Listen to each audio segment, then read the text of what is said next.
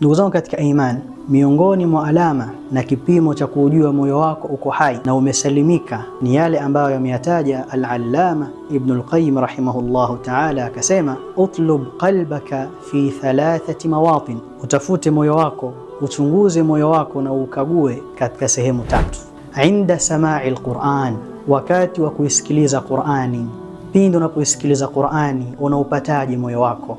Je, moyo wako unakuwa na sifa miongoni mwa sifa za waumini ambazo Allah subhanahu wa ta'ala amewasifu wao pindi wanaposikiliza maneno yake? Allah subhanahu wa ta'ala anasema, innamal mu'minuna alladhina idha dhukira Allahu wajilat qulubuhum, hakika si vinginevyo waumini wa kweli ni wale ambao pindi anapotajwa Allah subhanahu wa ta'ala hupata hofu nyoyo zao. Wa idha tuliyat alayhim ayatuhu zadatuhum imana, na pindi ambapo zinasoma juu yao aya zetu zinawazidishia wao imani.